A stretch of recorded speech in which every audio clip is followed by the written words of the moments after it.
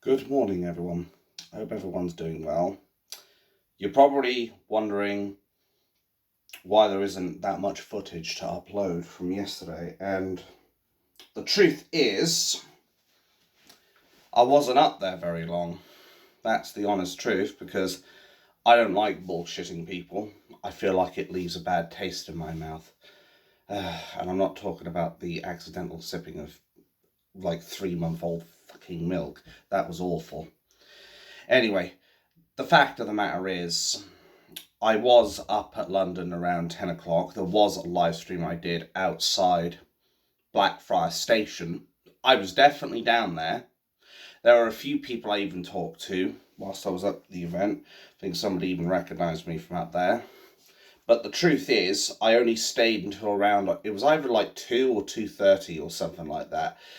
I did the actual march itself. I stayed a part of that. But afterwards, I was just in such pain from not just the walking, I had a splitting headache and what have you, that basically I felt like I would be pushing myself if I went any further. I think my old habits are catching up to me, my bad lifestyle and bad choices and what have you. But what do I know?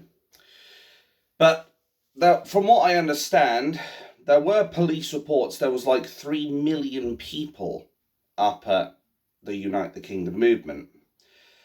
And one thing that I did end up seeing when I ended up parting from the actual movement, the actual protest, was I was going out of my way to find a train home to obviously get home safely and what have you, and I actually got approached by another protester who was trying to find their own way home, who basically suffered a panic attack from crush.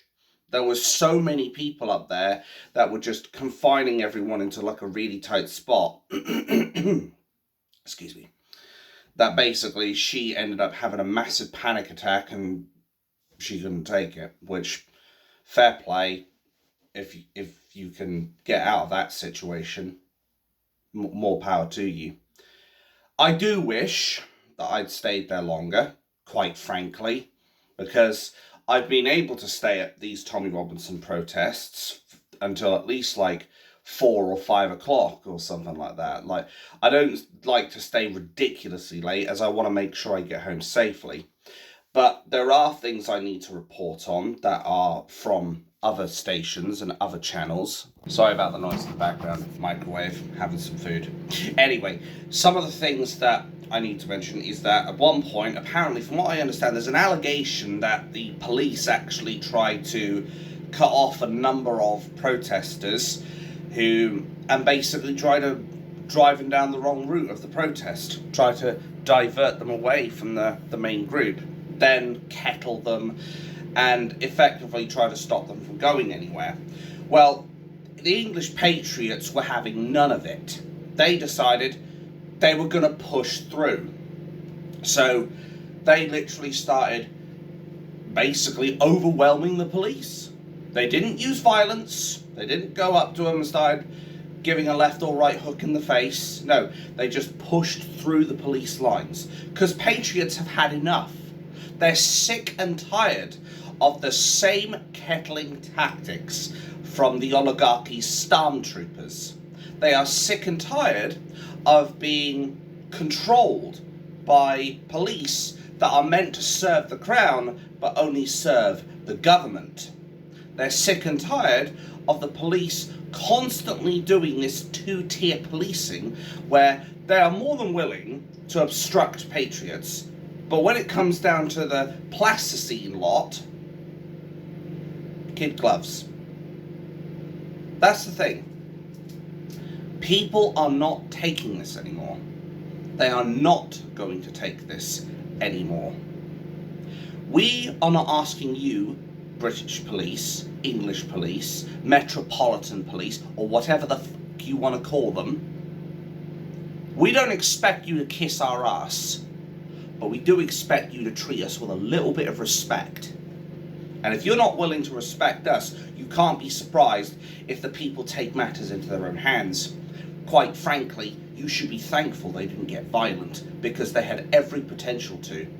Remember, I think the mainstream media were trying to say it was only like 110,000. Some people are trying to be devil's advocate and say it's only like 300,000, and I know I said about 500,000 at some point. Well, even if it was just that and not the projected 3 million people that was estimated and even said in the police reports, even if it was only, let's say, 300,000 for the sakes of argument, you English police are outnumbered 3 to 1. We can easily overwhelm you, just like that.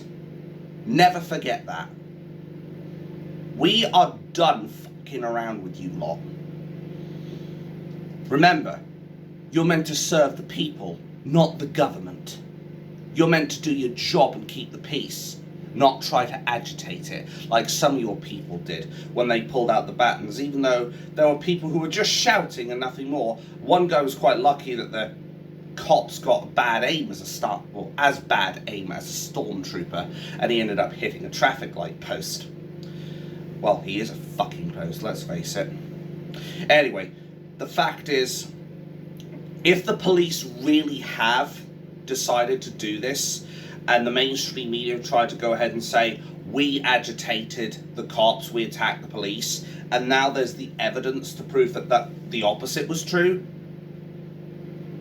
anybody who's seen the footage will see very quickly that we're not provoking the police. The police are provoking us. And what was it I said before? That if they keep doing this, they will have a civil war on their hands. The traitor Starmer will have a war on his hands. They need to remember that.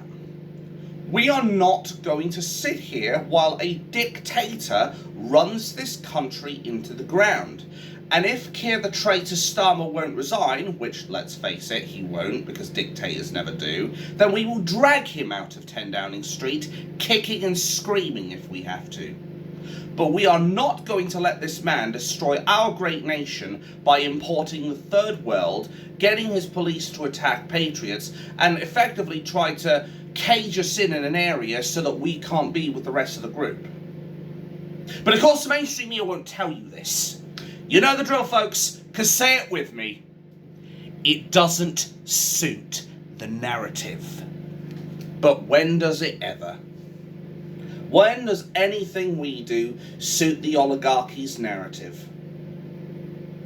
Those people had a wonderful time up there. I wish I could have been part of it for longer, as I said, but it is what it is. And what I will try to do is, if I've got the time, because I am going to be live streaming on Twitch, I'm going to see if I can collab some links into the description of this video, and basically I'm going to say they all had a fun time. We had all sorts of speakers on stage, and there was even an appearance from Elon Musk virtually, and he discussed all the issues that we were currently facing right now. So I hope people enjoyed themselves up there. I'm sorry I couldn't stay up there longer. I will probably upload it's only like a 4-minute segment, really. It wasn't really a good job, I must admit. I feel like I half-arsed it. But maybe that is part of the political burnout that I'm also suffering. I don't know. I'm getting to the stage where someone's got a fucking blowtorch in there to my brain, and I feel my brain frying and getting extra crispy with every fucking second.